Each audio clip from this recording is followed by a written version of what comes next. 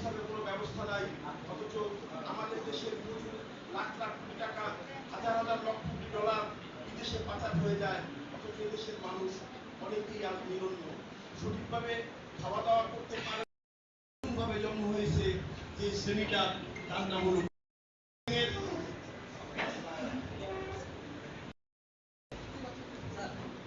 আমাদের আজকের অনুষ্ঠানের সম্মানিত প্রধান অতিথি মহোদয়, বাংলা একাডেমির মহাপরিচালক কবি মোহাম্মদ নুরুল হুদা স্যার আমাদের মাঝে এসে উপস্থিত হয়েছেন। আমরা তাকে স্বাগত জানাচ্ছি। বরণ করে নেবেন, ফুল দিয়ে আগে বরণ করে নিচ্ছেন, ফুল দিয়ে বরণ করে নিচ্ছেন নির্বাংলা পরিবারের পক্ষ থেকে আনিসুর রহমান হীরা, বিদ্যুৎ। আমি তাদেরকে অনুরোধ জানাবো আমাদের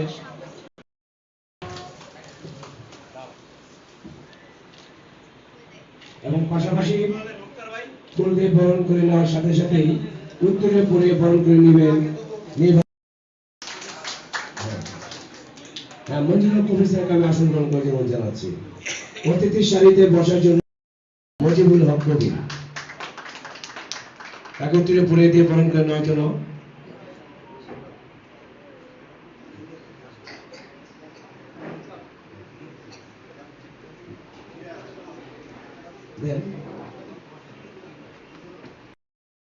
স্যারকে আমি মঞ্চে আসন গ্রহণ করে দেব এবং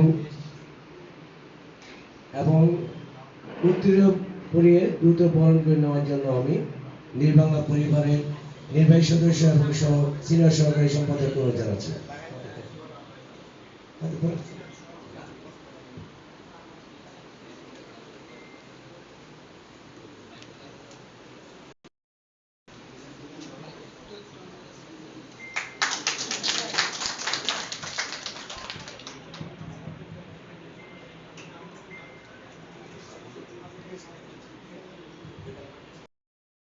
আজকের নির্বাংলা পত্রিকার উপদেষ্টা সম্পাদক জনাব জসীমউদ্দিন খান মহোদয়কে উত্তীর্ণ করে বরণ করে নিচ্ছেন মিরাজ।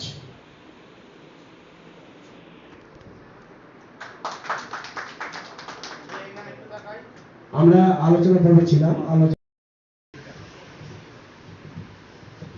যে কথা বলছিলাম, এদেশের যুবদের অধিকার সাংবিধানিকভাবে যতটুকুই আছে, সমাজে কিন্তু সেভাবে নাই। সে যদি কখনোই সামান্যতম কোনো ভুল করে কোনো কর্ম করেই ফেলে, তখন তার ক্ষমা নাই। এই অবস্থা থেকে আমরা যখন পরিত্রাণ পেলাম না, তার মধ্যে আবার এসেছে এখন কিশোর গ্যাংদের জন্ম কোথা থেকে?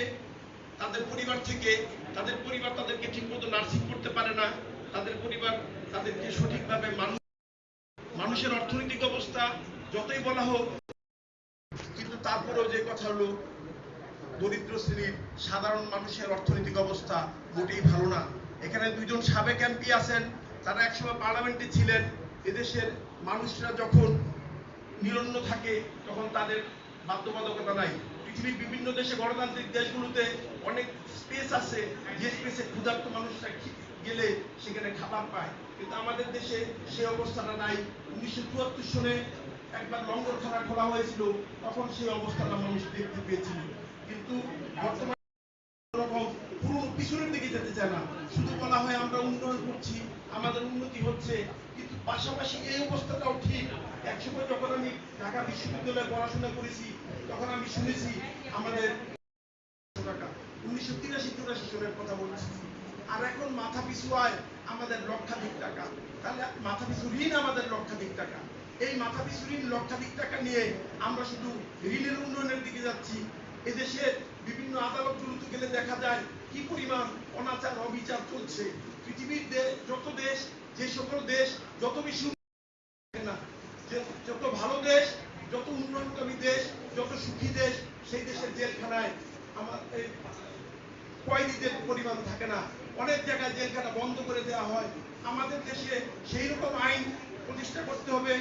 আইনের যে ধারাগুলো আছে, ব্রিটিশ আমলের সেই ধারা পাকিস্তান আমলে পরিবর্তিত হয় নাই, এখনো আমাদের দেশে সেই আইনের ধারাগুলো অব্যাহতভাবেই আছে পরাধীন।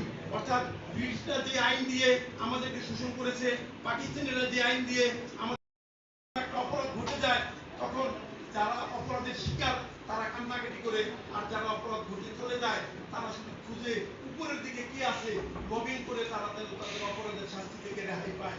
এই অবস্থা থেকে পরিত্রাণ চাওয়া খুবই দরকার আমাদের জাতির জন্য। আমরা নাগরিকরা একে অপরের সাথে বিভিন্ন সময় এই বিভিন্ন রকম রেশারেশি হিংসাতে লিপ্ত হই।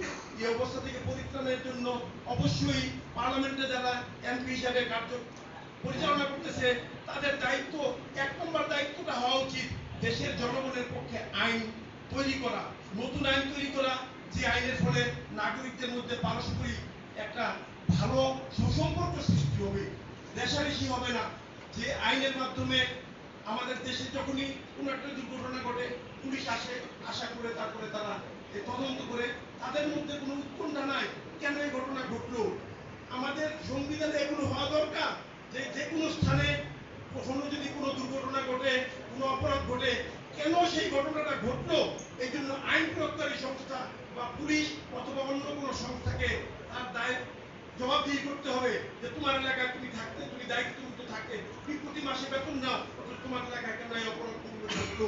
এই অবস্থা, এই দুর্ঘটনার অবস্থা থেকে পরিত্রাণের জন্য অবশ্যই আইন শৃঙ্খলা রক্ষাকারী বাহিনীকে জবাবদিহির আওতায় আনতে হবে। কোনো এলাকায় যদি কখনো কোনো দুর্ঘটনা ঘটে, সেখানে কাউন্সিলর হোক, সেখানে জনপ্রতিনিধি